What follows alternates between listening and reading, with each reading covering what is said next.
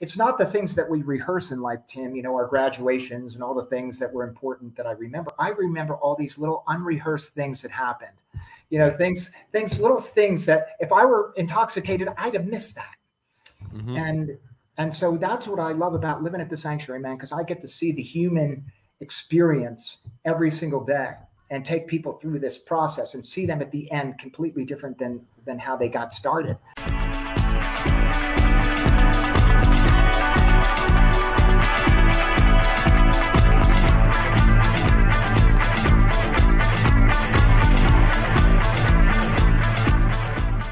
Hello, my friends, and welcome back to yet another episode of I Love Being Sober. My name is Tim Westbrook, and I'm the CEO and founder of Camelback Recovery here in the always sunny and always sober Scottsdale, Arizona, where my team and I, over the course of many years, have helped thousands of people on their path to recovery. We started this show because there's so much misinformation about addiction treatment, mental illness, and recovery in general. There's so much more to recovery than just going to 12-step meetings, going to inpatient treatment, seeing a therapist, or just stopping the drinking or stopping the drugs or stopping any addictive behavior for that matter. All those things are important, and AA saved my life. However, to find long-term recovery, live happy, joyous, and free, there's just a lot more to it. To live a new life, a person needs new healthy lifestyle habits, amongst many other things. And there are many different approaches to getting clean and sober. There's a lot more to it.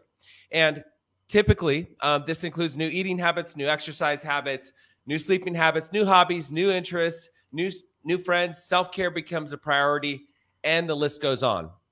Those are the types of things that we talk about here on this show. Today, I'm here with Dean Taraborelli. Dean is the founder of Sanctuary at Sedona, an integrative addiction recovery center in Sedona. And Sanctuary is a residential non-12-step addiction recovery and trauma healing center specializing in addictions of all types, depression, anxiety, and PTSD. Dean has challenged traditional models head-on with a revolutionary integrative addiction recovery program that combines the latest advances in science with ancient healing modalities to treat the whole person, and he has helped hundreds of clients to be recovered from addiction and to live full and meaningful lives.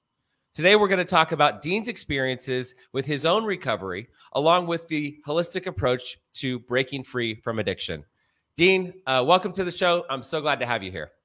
Thanks, Tim. And I'm so glad to be here. And first of all, when you invited me on the show, I love the name of your show. And that's what got me really excited, right? Because it's not about some arduous thing of staying sober. It's about like getting out and being alive, you know, and so I really just appreciated that, and I'm happy to talk to you. So thanks for having me. Awesome. Yeah, I love that. And I love being sober is, you know, it's my experience is that people that focus on trying to stay clean and sober, the people that just try to make it another day, like those aren't the people that make it. The people that make it are the people that focus on being happy, joyous, and free. The people that learn how to live life differently, the people that learn how to have fun while they're in sobriety. So I love being sober, and I know you love being sober as well. And so I'm really glad that you're here on the show. So let's start off. I want to hear a little bit about you. I want to hear about your background and like how you got to where you're at today. So tell me where you were from and what happened. Yeah. I'll condense a really long story like we all have, right? We all have a story down into a really concise bit. So, you know, I started getting high when I was 12 years old, and I don't have any memory prior to that. So, and that'll come in later in the story. So, you know, smoking marijuana all day, every day, that led to drinking, and, you know, had a real powerful drinking habit, and that led to opiates and turned into a juicy heroin habit. You know, I've been dead a couple of times clinically, overdosed zillions of times, hospitalized zillions of times, you know, you name it. And then ended up in like with a horrible crack addiction because I went to rapid opiate detox, and that was the only thing, you know, now I got naltrexone implants, so I can't use an opiate, and I just needed some relief. During that whole time, Tim, I've been in rehab a million times. And the thing about it was I worked really hard. I had a lot of people that cared about me. I had a good life. Like on paper, I looked great. And and I wanted to get well. So I did everything that was suggested to me right up until the time I got high again. And I've been to some of the best treatment centers that money can buy in the United States, you know, and when that started to not work, you know, when I kept applying myself and not going, and I just felt more and more of like a loser, because, you know, I'd go to 12-step and all these different things, and people are like, it's a simple program. It's this, what, you know, it's you. And I'm like, I know it's me, but that's not helping me to stop being me, you know? So as that was all happening, I started to look around the world. So if I just started to look online at things like ayahuasca and other stuff. So if I heard of a mystic or a shaman or a cleric or some doctor that could help me anywhere in the world, I went to see them. So now, Dean, so you started smoking weed at 12 years old. When did it progress to a point where you finally realized, I got a problem and I got to figure out something? When did you realize you had a problem and you couldn't stop? Well, you know, the marijuana thing was an all day, every day thing. Yeah. And so that it popped into my mind that this is getting to be a problem.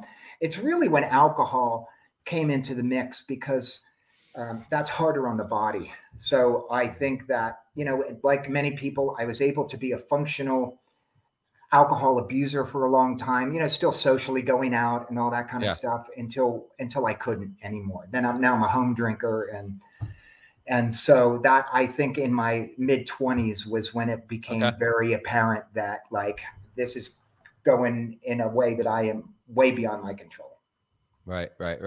And so you went to inpatient treatment, and then you went to inpatient treatment again, and then you went to outpatient treatment, and then you went to outpatient treatment, and then you went to count. So you were kind of in and out, and you were trying to get clean and sober, but you weren't able to do it. No. And so you started looking at other approaches, right? Yeah. That's what I'm hearing. Yeah. Yeah. And what had transpired, you know, and in all of the rehabs I'd been to, and I went to a rehab a year, and then you said it, outpatient, intensive outpatient. I've had every kind of counselor. I've been in every kind of group. I've been in every kind of peer support group. I've been, you name it. I tried it, and I'm open. And in my last treatment experience, I remember I'm sitting across from my counselor at the time, and all of a sudden I have this like insight, this flashback. And I had paid very strict attention in all of my rehab experiences, right? So I saw all of my counselors visited me like Charles Dickens' Ghost of Christmas Past, you know, every one of them, because I paid such strict attention. So I'm sitting there and I'm like, wow, this is, and two things occurred to me. One is that these counselors, they're all well-meaning people, you know, to go into that occupation. Nobody goes in for fame and fortune and stardom, you know, it's just not the right occupation for that. So they're all well-meaning people. But how many of them are really well, you know, like have made a shift, an intro? How many of them would be like I wanted to be?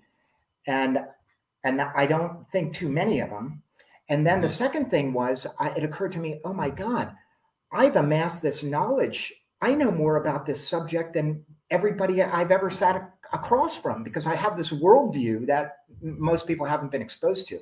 And I thought, my goodness, my addiction, all that treatment, this was my training to bring something forth into the world. And that's where the idea of the sanctuary just popped into my awareness. And I'm like, oh my God, my whole life has been pointing me to this moment. And all of a sudden then, all those 30 years of shame and hiding and all of that, I was like, wow, that's my training, you know, holy smokes. Yeah. So I was able to have a reframe, Tim. And I think that's become so important as we talk about, you know, what, as people in the addiction world, let's face it, to manage your addiction and your life and all that stuff requires a lot of work. And if we can learn to apply those skills that we learned to actually doing something productive, holy smokes, man, like the sky's the limit, you know, and because most of the time, you know, as you know, addiction is a very energetically costly experience. I mean, it takes a lot to keep all that going. I mean, you know, what in my addiction, if I had used all that energy I could have built my own aircraft carrier, you know, like by hand, nuts and bolts, you know, like that's how much time and energy I had in this thing, all misguided, of course. Right. So we thought, okay, how do we help people actually to get well? And so you were never a low bottom drunk. Well, actually, Meaning, and what you said, or what I heard you say earlier, is that on paper, you kind of had things together, right? Yeah. My low bottom, most of the time when I was in the hospital or whatever, my parents didn't know, my family didn't know. I snuck off and did that. So somehow I had the capacity, I had a lot of inner strength. So I was in that way a low bottom. However, I've had some really doozy accidents, and as I mentioned, I'm clinically dead twice. If that's not like a bottom, I don't know what is. Yeah, but, no, and I can relate, because I'm the same way. I didn't low bottom meaning like I wasn't homeless, I wasn't on the streets. I had enough wherewithal to get myself to treatment or to get myself help. And the only reason I say that is because there are a lot of people out there that need help that haven't lost everything. And that's just one of the things that kind of came to me in a conversation with someone the other day, is like, hey, the disease of addiction affects everybody. And you don't have to be financially broken to not be broken.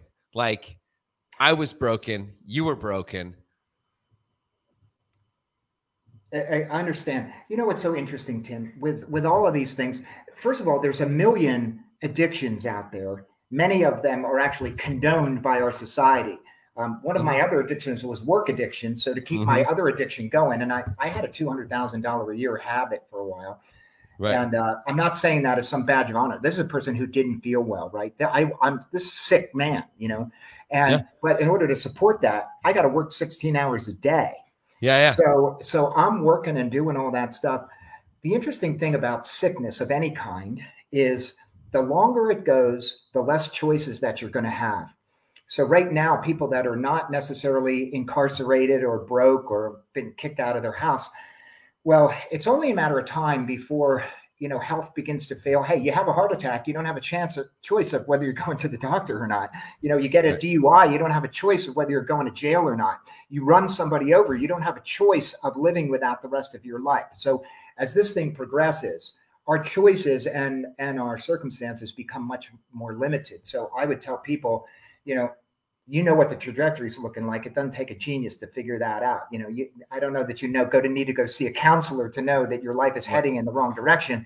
And like, it doesn't take a psychic to understand if you don't do something about it, it's only going to get worse. So, and nobody thinks it's going to happen to them today, but unfortunately, a lot of people are going to die today. So moving on, you started talking about, and I think I kind of cut you off, you started talking about the idea for Sanctuary presented itself. And so tell me about that. Yeah. So, and in learning a lot about the ways that different cultures heal things. And, we think that in the Western world, we're like the zenith of thought and progress on this planet, like somehow, it's this and we've figured it all out. And what I realize is, wow, there's a lot of other places where people are doing things that we're not doing that might be really helpful in conjunction with what we're doing. And so if we look at something that people are aware of, we don't do it here, but acupuncture would probably be a good example of that. It's so popular for 6,000 years in the East. It's like this freak thing in the United States, but I always look at, if something's been around for a few thousand years, like the people that are using it, they're smart. So if it wasn't working, they would have probably stopped doing it by now, right? So, so it really, for us, it was like, how are the mind and the body connected? And what are the ways that we interface with these things? Because what became apparent in my study of brain science is the fact that 95% of our brain activity is unconscious, right? Meaning we're not aware of it. It's going on. And this is what's driving our behavior. It's not this. So everybody on this show, if you care enough to watch the show, then we've all had this experience where we wake up and say, I'm not going to drink today. I'm going to be a great husband. I'm going to do this. I'm going to do that. And like, I'm going to have a great day with my 5% conscious brain. And then, well, I think I've heard recently it's even greater than that. I used to think it was 90% subconscious, 10% sub. And then recently I heard it was like 99.94% of our thoughts are subconscious. And then there's such a small percentage. And then the other thing too, is that 90% of our thoughts today were the same thoughts that we had yesterday. Yeah, it's, and this, if we look at some basic science, Tim, yeah. And again, I want to make sure that everybody on the show understands, you know, the Sanctuary is a non-12-step program. And as I told you earlier, that doesn't mean we're anti-12-step. I mean, that's silly. Like, whatever's going to help people. What happens is that sometimes the 12 steps, however people practice them, they're not able to go deep enough to resolve the underlying trauma, the underlying things that make them, what are the unconscious programs that are leading people to do the same thing over and over again? And so this is where the action is back there. And, and so, and beginning to understand that we can begin to change those programs, and we can begin to start to become the curator of our thoughts. You said something really interesting. 90% of what you're thinking about today is the same stuff you were thinking about yesterday. So that means my problems, my circumstances, my, you know, blah, blah, blah. You know, it's like watching the same TV show every day. Yeah. Not only the same TV show, like you're going to watch Seinfeld every day, but the same episode of Seinfeld all day, every day, day after day. No wonder why we're drinking, right? Like, holy smokes. And so as we become aware of this, then we can begin to change it. Because what's interesting, and here's an issue that I'm going to just bring up around talking always about our problems. Like, so I go to 12-step and I say, hey, I'm Dean, I'm an alcoholic. I'm always going to be this way. And, you know, no criticism of that strategy. One thing that's happening is the science of neuroplasticity, whatever I do repeatedly gets more ingrained into my brain. So it's just like practicing a guitar. When I first buy a guitar, it's so awkward, you know, I can't, but as I practice it, these neural networks connect and it gets easier. Well, as I complain and I talk all these disempowering things, it becomes easier for my brain to do that. I'm actually training my brain to complain and training my brain to be diseased. And I'm not so sure that that's what I would want to do, you know? Yeah, so, it's like whatever we put our energy into grows. And, you know, like Tommy Rosen, he says, my name's Tommy, I'm a person in long-term recovery. He doesn't say I'm Tommy, I'm an alcoholic, which to your point, it's like if we keep on saying one thing, then that's what our brain thinks we are. Yeah. And so just want to be careful about that. Again, no criticism what people decide to do or not do. But as we bring all these things into our awareness and realize that every little bit matters. You had mentioned earlier in the show, in your intro, about things like food. And food and mood are about as closely aligned in this day and age. Like, it's undeniable. And it hasn't, of course, reached, you know, the mainstream yet, but it will, like all science, right? Like all things.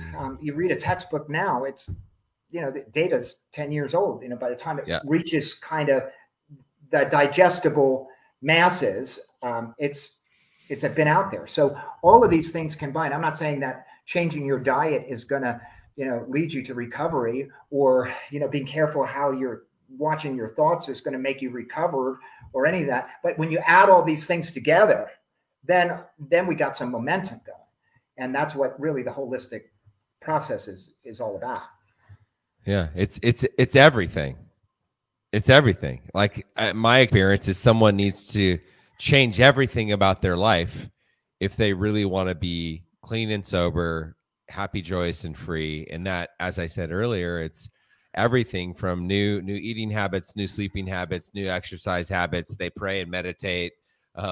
They learn how to have intimate conversations. They dig deep. They learn how to dig deep. And really, I think it's, as you kind of mentioned, we've got these neural pathways and we've got ways that we deal with life. And so because so many of our thoughts are subconscious, it's kind of a big deal to shift our subconscious thinking.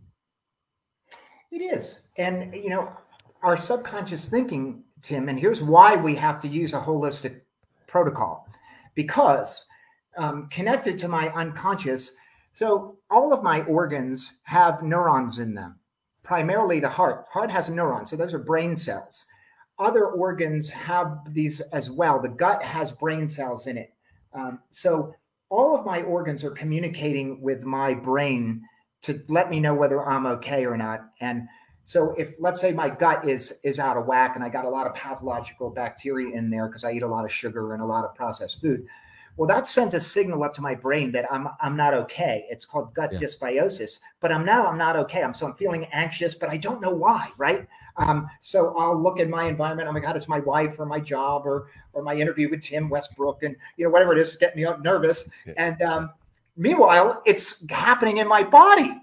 So that's one less thing. If I get my gut in order, then that's one less thing that's going to be irritating and inflaming my brain.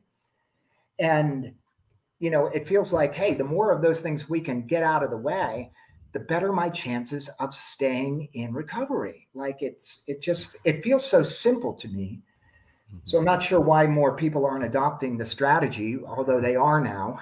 So interesting, Tim.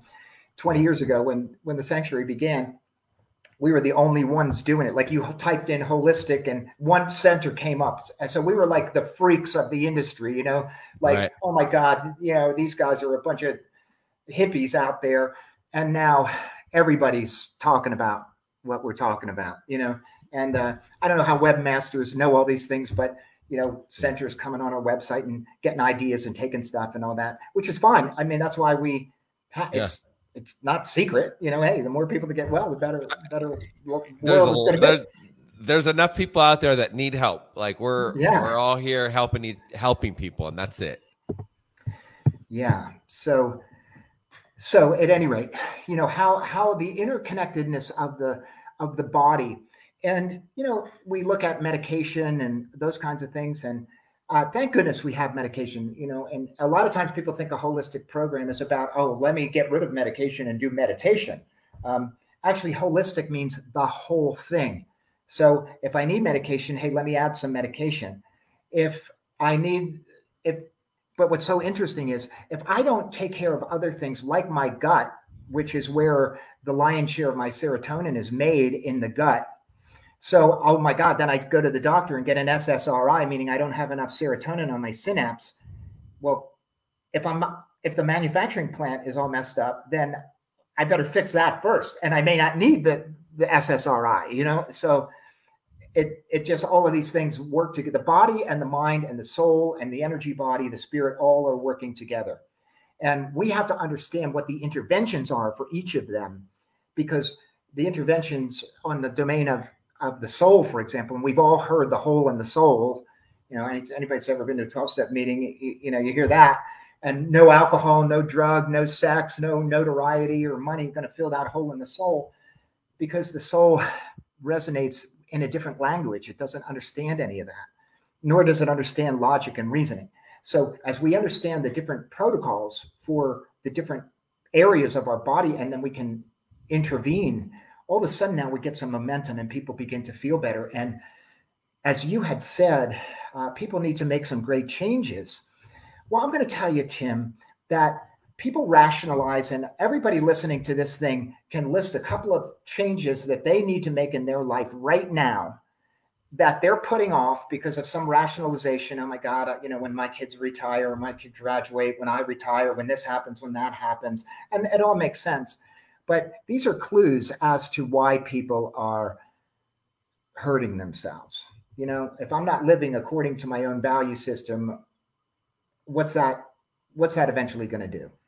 So, in my own value system, that means, some people are in jobs that aren't serving them. Some people are in relationships that aren't serving them. Some people are in a lot of circumstances that aren't serving them. And for whatever reason, they don't have the wherewithal or the courage to make some changes. It's overwhelming, And so as people begin to feel better, they begin to get the internal strength to make changes. And then those changes turn out to be exponentially helpful in the whole recovery path. Yeah, it's like you make a good decision, then you make another good decision, and then you make another good decision. And as you're making good decisions and putting yourself in the right environment, because environment always wins, has been my experience. And people, they intuitively know what they should or shouldn't be doing. And if they're in an environment that's conducive to making good choices, then it's just going to make things a lot easier. Otherwise, it's literally impossible. Yeah, exactly. Their thoughts repeat day after day. Yeah. Yeah. So I think that, everybody's got to start somewhere, Tim. Everybody's got to start somewhere. Most of the time people will, by the time people get to the sanctuary, for example, they've already tried virtually everything under the sun. It's Right. rare that we're the first stop for people, because Right. for a lot of reasons. And most of those reasons are, look, the advertising budget, hey, you're in the recovery business, the advertising budget is some of those big companies. They're who people see first. So where do they go? They go there first. And then when they don't Right. get the results they're looking for, they look for places like the sanctuary. And so, it's just, we got to get a start somewhere. Mm-hmm. And so tell me a little bit about what you guys do. So I know that food and nutrition is a big part of your, like, what's the most important, I guess, part of your program that you've seen the biggest results or the best, in your opinion? Because I know that it's a holistic approach. So it's everything. It's not just one thing. I have some ideas on what I think, is important, but you tell me from your experience. Well, it's, look, one thing that becomes really important is that if you look at AA and the success of AA, it's a lot about fellowship. So the sanctuary, one of the things that we do right away is make people feel comfortable. Like they get here and they're part of a community right away.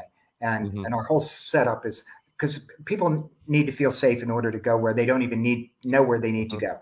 Then you got to feed them, you got to care about them, you got to love. So that's sort of entry level stuff.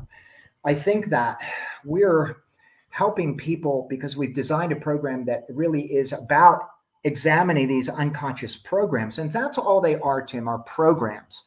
And these programs are often installed at a time of PTSD or stress, when we're in survival mode, not creative thinking mode. So that's when, so naturally in survival, my menu of choices is much narrowed than in creative thinking.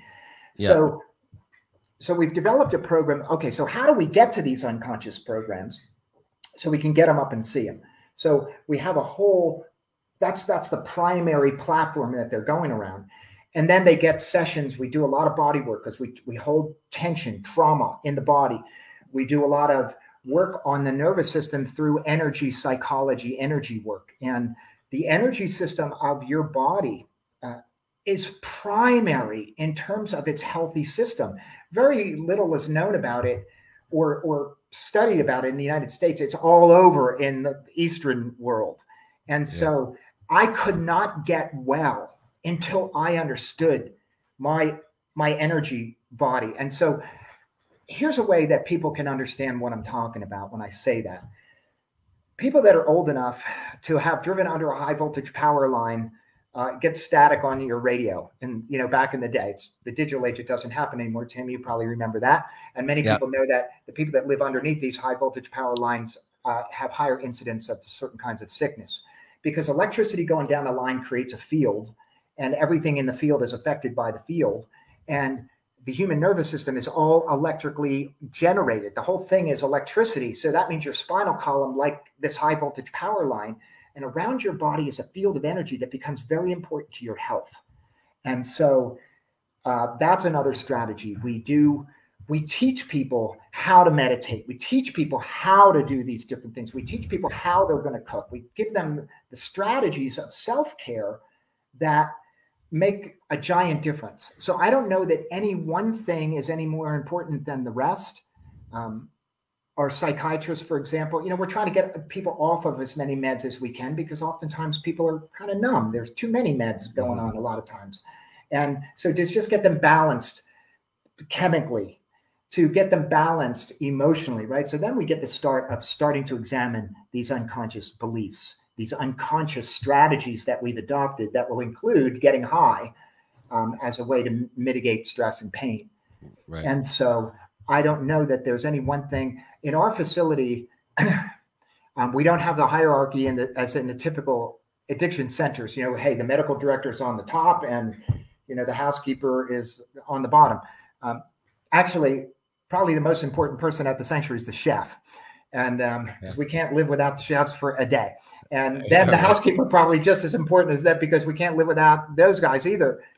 And so, but the psychiatrists are no more important than the yoga teachers, because they're all holding a certain piece. So we don't look at one as more important. Of course, the psychiatrist has more responsibility and more authority, of course, but we don't hold it that's more important than the meditation teachers, because it's all, we don't know where somebody's going to get like the aha moment. And it often isn't sitting with a psychiatrist. It's often some other aspect of the program that does that. Not to say that all of it doesn't combine in this holistic. It's a holistic strategy, and it creates a holistic response. We don't know what does what, but this whole thing combined helps people to feel better and get inspired to live and feel better. Once people feel better, Tim, most people that are in addiction, okay, so I'm here, I crash, and all I want to do is get back to here. Well, that's what caused the crash in the first place. I got to get up here. I got to feel amazing. Yeah. And once people start to feel amazing, like the name of your show, I love being sober. Once people start to get a taste of that, the thought of putting a solvent in your body to change the present moment becomes less interesting. Right. The desire's not even there. And that's kind of where we want to get to is once the desire, because if we're white knuckling it and if we're just trying to stay sober, it doesn't work, or it's short-lived anyways. So you talked a little bit about meditation. Why is learning how to meditate so important? Because I'm sure you've experienced people that say, I don't know how to meditate. Meditating's boring. I'm not going to do it. So what, in your experience, why is learning how to meditate so important? Okay, well, it's a great question, and so simple. And you said something a little while ago that I think will sum it really up. 90% of what I think about today is the same stuff I think about yesterday. So that means my brain is this wild animal. It's untamed, right? And so everybody listening to this show, tell me you haven't thought about shipping your kids off to boarding school in South Africa, or, murdering your spouse, or all that, this is crazy stuff that goes on in here. Mm-hmm. And what meditation does, it allows me to start to get control of my focus. So during meditation, so your mind is going to wander, and I can tell you that nobody is designed to meditate. No, there's nobody that's like born to meditate, because most people think it's about stopping thinking, and that's impossible. It's like the sun stopping shining. The sun is not going to stop shining. You can just put on some sunglasses. So as we learn to say, very simple meditation. Okay, so I'm going to focus on my breath, or whatever it is. As my mind wanders, I go, oh my God, my mind's wandering again. That's not what I wanted to do. So as I train it to come back, really, I'm just like working out in the gym. I'm just training my mind to not wander. And it's not the half an hour that I'm meditating. It's the other 23 and a half hours of the day that my mind is now more it's more at rest. It's more controlled. And so meditation really is a great tool to help us to look at these thoughts that I keep thinking over and over again, and to get control of them. Because I can tell you, Tim, that your thoughts are your attention is your life experience. So let's say I go to the movies for 2 hours and it's a really riveting movie. Well, for 2 hours, that's what my life experience is.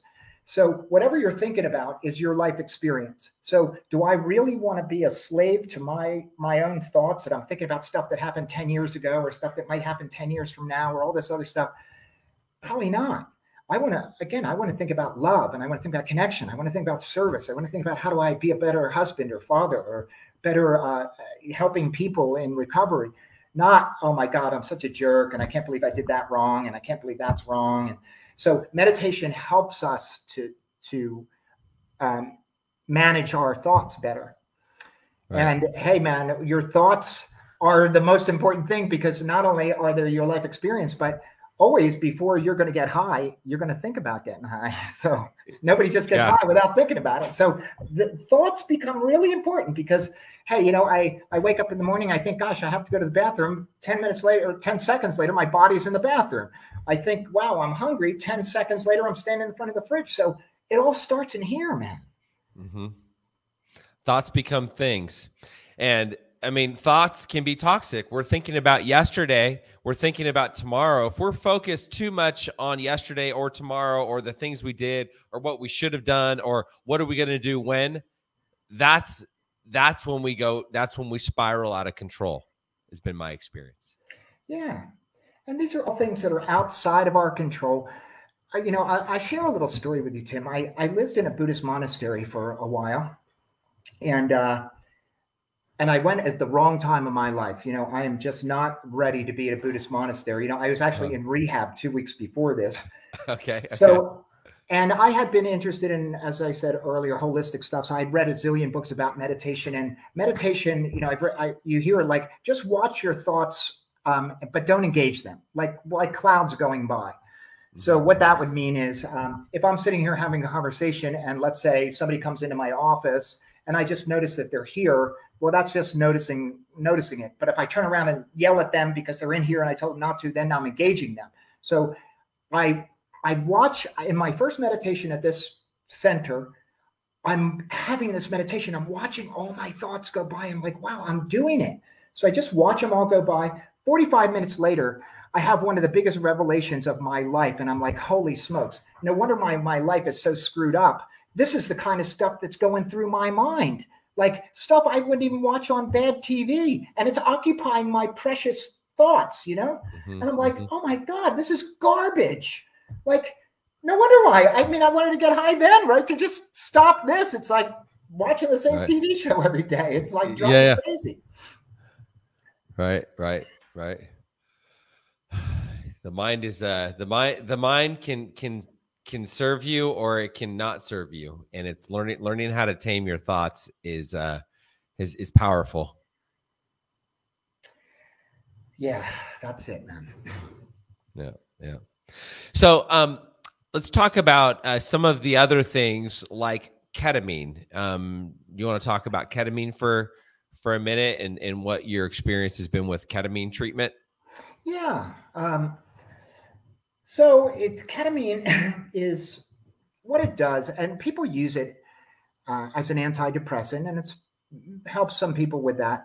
What we're using it for here is a way it quiets a portion of the brain called the default mode network, which is kind of your identity circuits. These same things that we've been talking about this whole show, like these same circuits that are incessantly firing. Oh my God, you can't do this. You should do this. You can't do that. This, you know, that's my identity. So ketamine quiets that down and allows for some neuroplasticity. So the brain is much more plastic. So that means that we're using it as a potentiator for the rest of the session. So people will do ketamine, and then for the next 2 days, they are now more energetically available. They are more emotionally available. They are more regulated, and we can get deeper. So we've been doing it now almost this whole year. And we've just noticed that people are able to get more traction in treatment sooner. And so the ketamine has become not an ends, but a means to an end.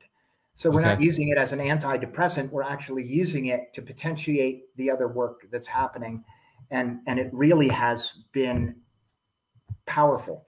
And most ketamine happens in you know, psychedelics are part of mainstream now mental health world. And the way that most ketamine happens is that people will go to the doctor, they'll get a dose, whether it's IV or an injection, they'll have a journey an hour long or so, and then they go home. And that's kind of the general fare for ketamine.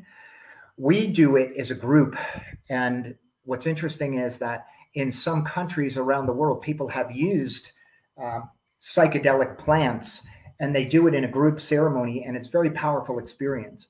And so we do it as a group, and the people don't miss anything. We do it in the evening, and then the following couple of days, they are primed for deeper work. Okay.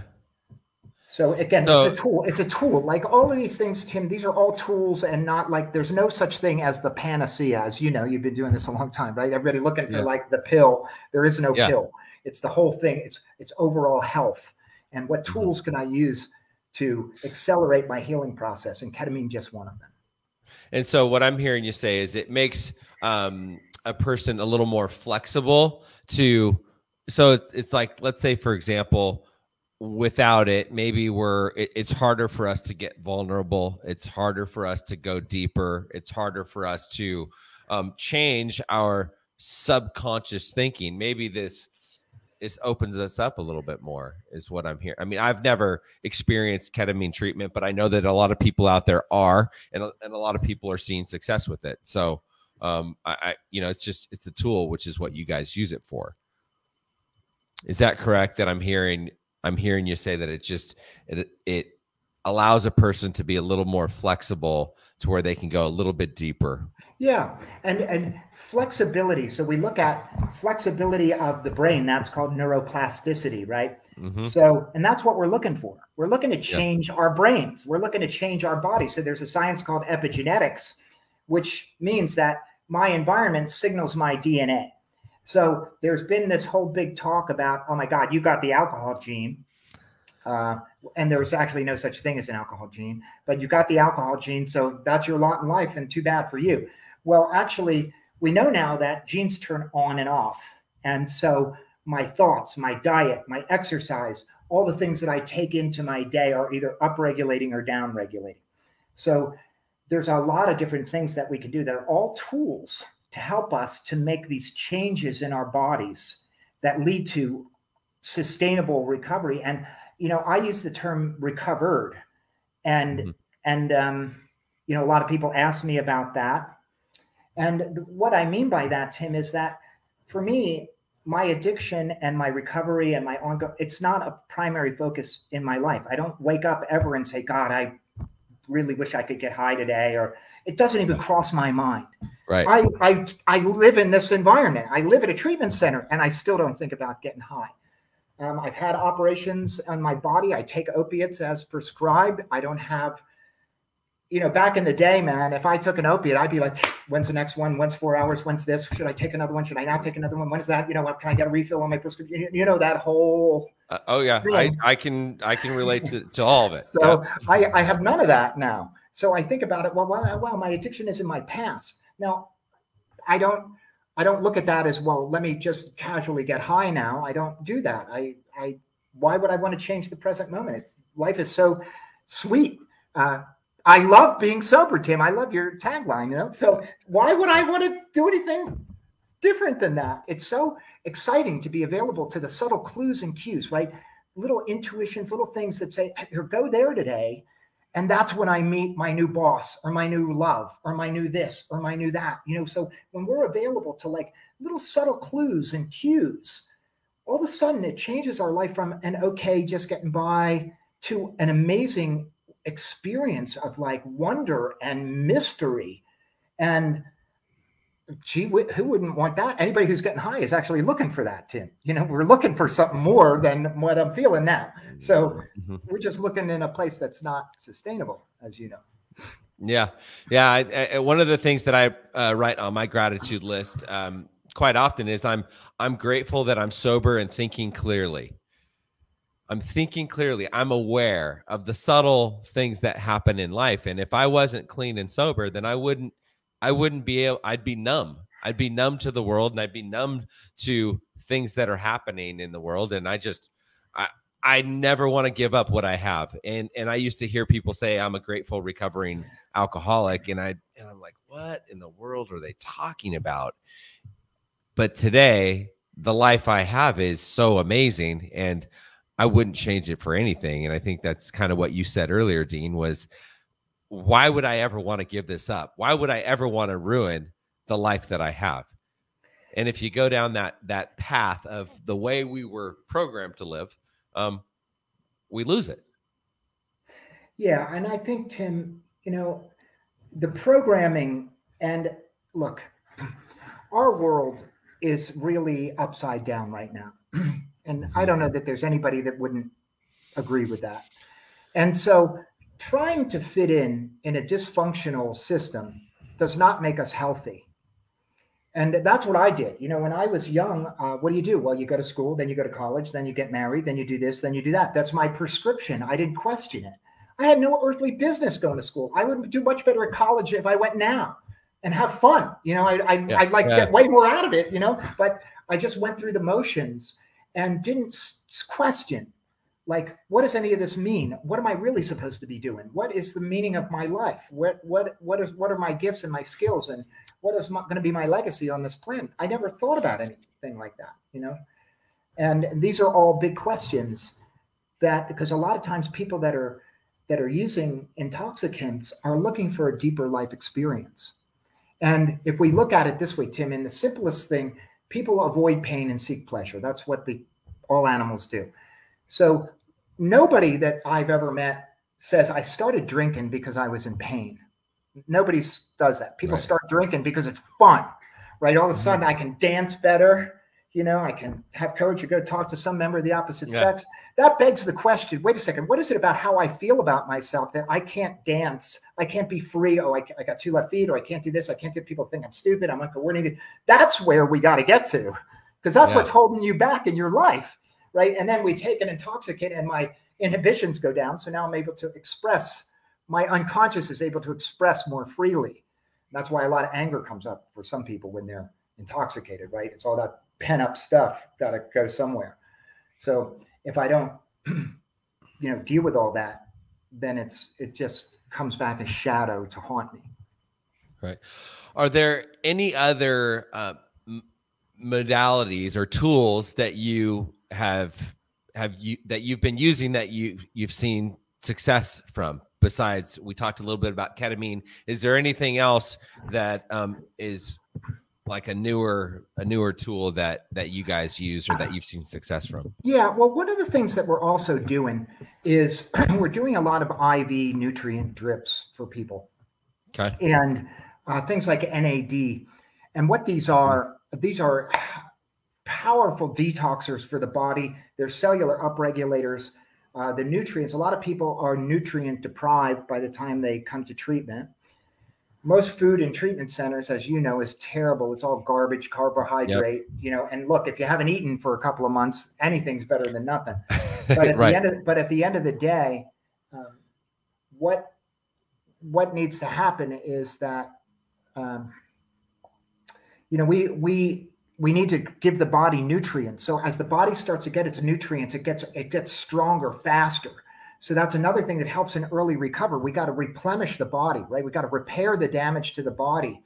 And that makes us more available to the recovery process. So that's something that we've been really successful at, is like people come in, they don't even know how depleted they are, Tim. You know, they don't even know. Right. And you know, you go to the average treatment center and yes, people are now not doing whatever was hurting them and they're eating. And so they automatically feel better. But again, they're not really feeling as good as they could. So jump starting my wealth, my vitality in my body becomes a very powerful tool to help people in early recovery and ongoing recovery. Look, we don't get this nutrients out of food like we used to. Food's not the same as it used to be. There's all kinds of industrial chemicals that we need to detox out, that we need help with. And so that's another big thing that we've been using. And then I think we do a lot of things as part of rites of passage and ceremony and all kinds of things. We are technicians of the soul. And so the soul is really where a lot of healing can happen for people. And for that term is even nebulous for a lot of people. But I can tell you, Tim, I've sat across from thousands of people now, and I ask every single one of them, you know, what's the soul?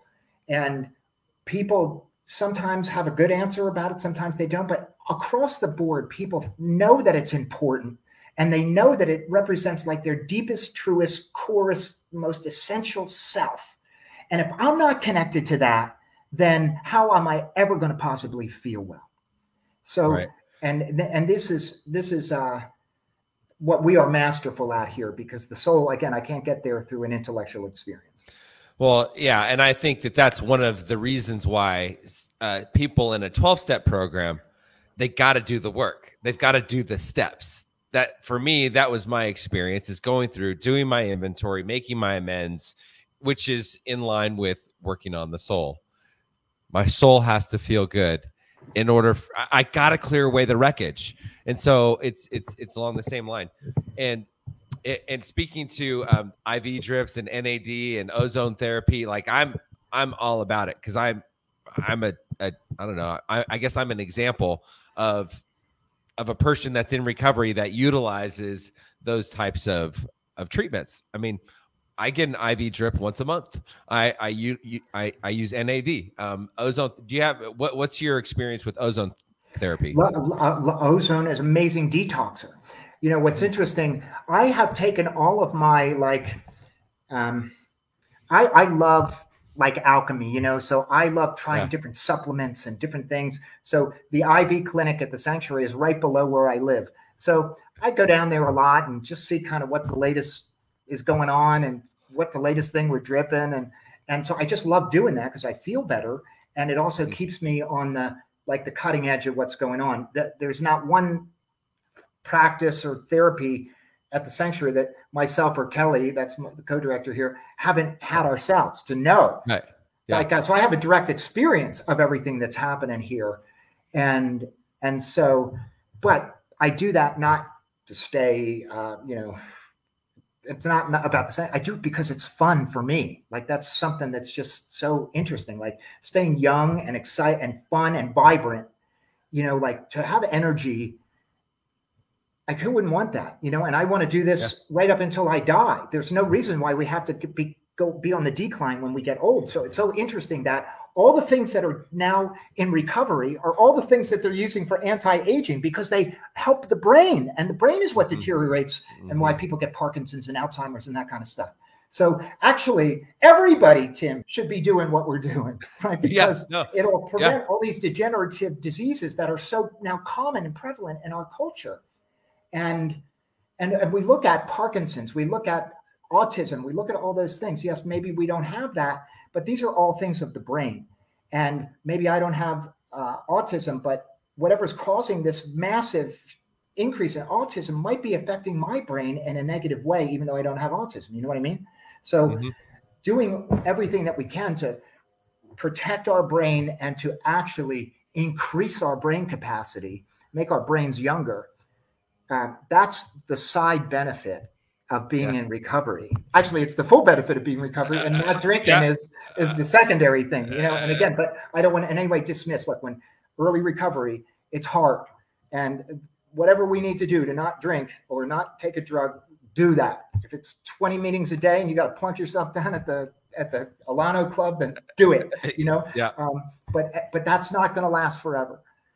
And then we got to do these other things that are going to just make me feel great. So now my recovery can take a backseat to actually living. So I'm drawn by what's exciting to me rather than being pushed by my past. Yeah, it's about living an amazing life. I mean, hey, I just had a birthday, and I mean, I feel like I'm getting younger. I don't feel like I'm getting older. And so I think it's all of the things I do, and all of the biohacking and the anti-aging, which all supports my recovery, and it's feeling good. We all want to feel good. We all want to have a clear conscience. We all want our soul to feel good. Absolutely. That's it, Tim. And all of these things, and it's so interesting, as we delve into the shadow, and that's the unconscious mind, sometimes it feels like the scariest thing ever. And actually, when we go through the process, we look back and we say, oh my God, that was so much simpler than I thought it was going to be. Like, why did I wait till I'm 50, you know?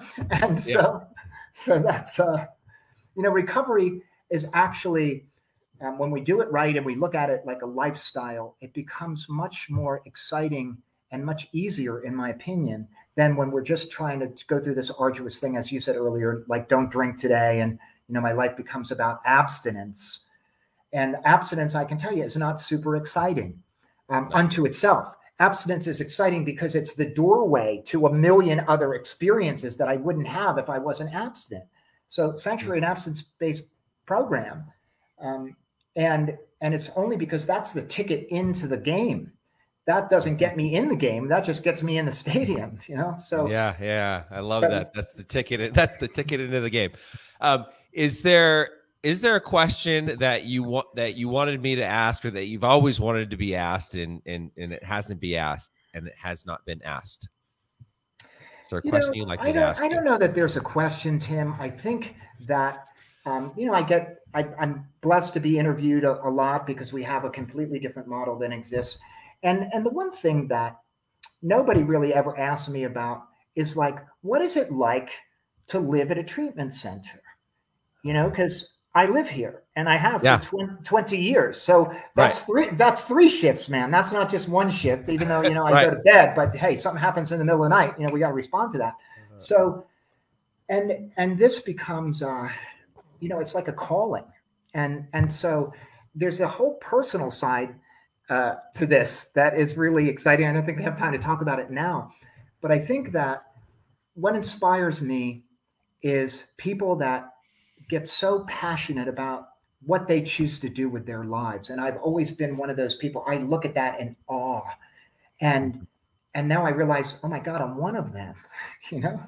And that's what I think, that's what keeps me doing all this, is because there has been a million times where I get to see a subtle shift. I get to see somebody see their family again for the first time in a month or two, or these things that happen that are priceless, man. And you got to be there to see them.